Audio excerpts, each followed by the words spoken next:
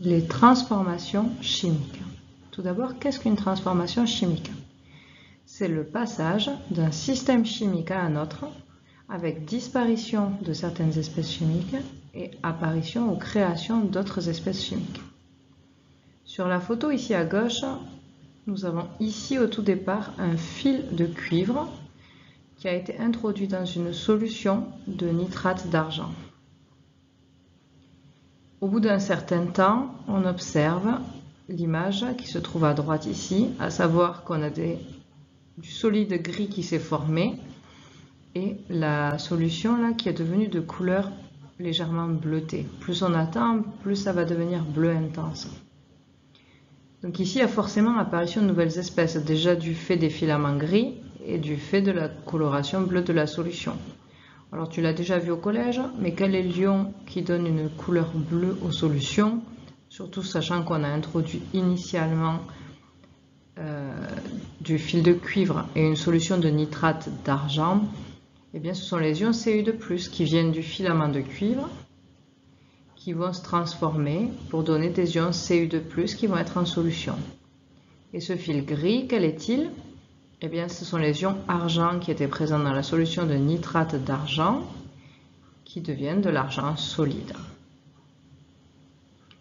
Alors, comment est-ce que l'on fait pour modéliser ces transformations chimiques sur une feuille de papier? On va utiliser ce que l'on appelle l'équation de la réaction chimique. Comment fait-on pour écrire l'équation de la réaction chimique? On commence par placer les réactifs étant les espèces qui vont disparaître, c'est-à-dire les espèces consommées. On placera une flèche et on indiquera les produits, qui sont les espèces chimiques qui ont été créées, donc les espèces chimiques formées au cours de la transformation. Et la flèche, qu'est-ce qu'elle indique? Elle indique le sens de la transformation chimique. Alors, on va étudier l'exemple de l'expérience qui a été prise en photo ici. Alors tout d'abord, les espèces spectatrices. Ce sont des espèces qui ne réagissent pas. Si elles ne réagissent pas, ça veut dire qu'elles n'interviennent pas dans la transformation chimique, donc elles n'interviennent pas dans l'équation de la réaction chimique. De ce fait, on ne les notera pas, ce qui simplifiera l'écriture. Alors ici, initialement, j'ai du cuivre solide qui est lié au filament de cuivre, et puis j'ai une solution de nitrate d'argent. Donc j'ai de l'eau, vu que c'est une solution aqueuse. J'ai des ions nitrate, NO3-, et des ions argent, Ag+. Alors, je vais devoir écrire l'équation de la réaction en plaçant les réactifs à gauche de la flèche et les produits à droite de la flèche. Ici, les espèces qui ont réagi, c'est le cuivre solide, vu qu'il est devenu Cu2+, plus les ions argent, qui vont devenir de l'argent solide.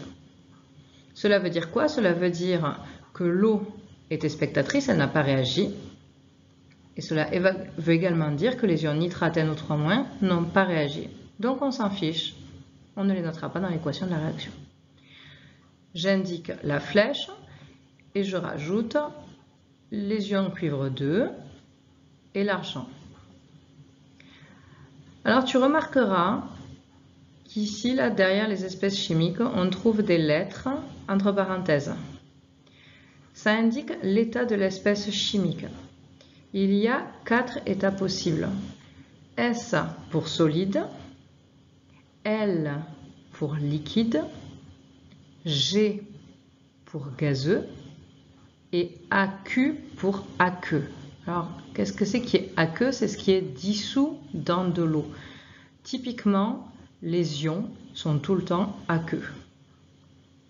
Alors, quand on écrit une équation de réaction, il faut systématiquement écrire l'état de l'espèce entre parenthèses après l'espèce. Alors, quand on voit ça, on peut imaginer qu'on a terminé, mais pas du tout.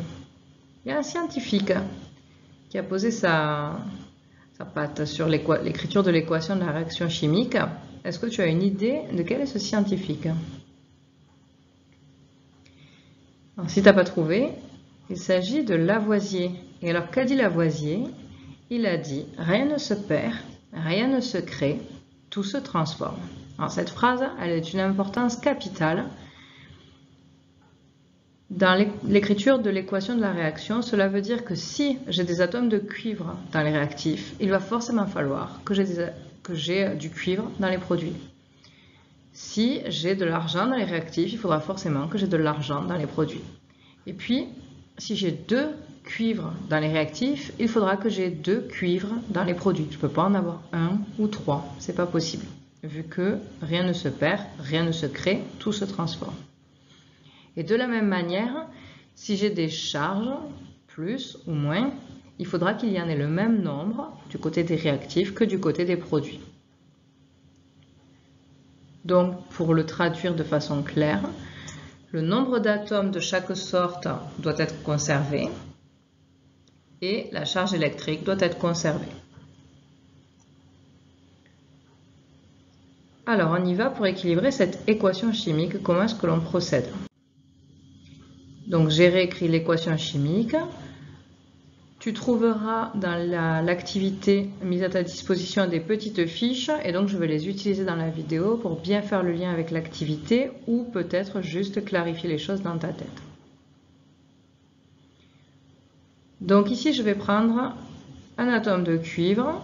Donc on prendra la petite carte cuivre, plus un ion argent, on prendra la carte ion argent, donne un ion Cu2+, et un atome d'argent. Et on se demande, est-ce que cette équation elle est équilibrée, est-ce qu'elle est ajustée? Alors pour ça, je regarde. Du côté des réactifs, j'ai un élément cuivre, j'ai un élément argent, et en plus, on l'observe, j'ai une charge plus. Donc du côté des réactifs, je peux noter un Cu, un Ag et une charge plus. Si je procède de la même façon du côté des produits, j'observe que j'ai un Cu, un Ag et 2 plus. Je peux donc écrire que j'ai un Cu, un Ag et 2 charges plus. Est-ce que cette équation est ajustée? Est-ce qu'elle est équilibrée? Est-ce qu'il y a la même chose du côté des réactifs que du côté des produits? Là, si tu analyses le tableau, bien évidemment, non. Une charge plus du côté des réactifs, 2 charges plus du côté des produits. Cela ne convient pas. Cela signifie qu'il manque des charges plus du côté des réactifs. Pour rajouter des charges plus du côté des réactifs, qu'est-ce que je dois faire? Je dois rajouter un ion argent. Ainsi, je peux de nouveau modifier la colonne réactif ici et je vais changer, vu que j'ai modifié du côté des réactifs, pour indiquer qu'est-ce qui est présent du côté des réactifs. Donc j'ai toujours un atome de cuivre. Cette fois-ci, j'ai 2 Ag et j'ai 2 charges plus. Maintenant, est-ce que l'équation est ajustée? Toujours pas. J'ai 2 argents du côté des réactifs, un argent du côté des produits. Il manque des argents du côté des produits, donc je vais rajouter un atome d'argent du côté des produits. Je vais donc recompter ce qui est présent du côté des produits. J'ai donc un Cu, 2 Ag et toujours 2 charges plus. Cette fois-ci, l'équation est-elle équilibrée? La réponse est oui. Alors bien évidemment, on ne va pas écrire des petites fiches dans les réponses aux exercices. On va rajouter des nombres dans l'équation de départ. Donc ici, je vois que j'ai un Cu. Donc je vais rajouter un 1 devant le Cu. Puis je vois que là, j'ai 2 Ag+, donc je vais rajouter un 2 devant le Ag+. J'ai un Cu2+, donc je rajoute un 1, et j'ai 2 Ag, donc je rajoute un 2 devant Ag. Ces nombres que je viens de rajouter devant s'appellent les coefficients stoichiométriques. Une petite précision tout de même, là où le coefficient stoichiométrique vaut 1, il est possible de ne rien écrire. C'est-à-dire que l'absence de coefficient signifie 1 pour le chimiste.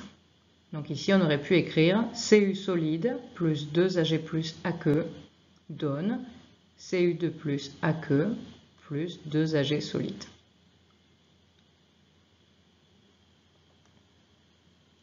Attention, il faudra que les coefficients stoichiométriques soient tout le temps les entiers les plus petits possibles. Ici, on ne pourrait pas avoir 2 cuivres plus 4 Ag+, donne 2 Cu2+, plus 4 Ag. Ce ne seraient pas les coefficients stoichiométriques les plus petits.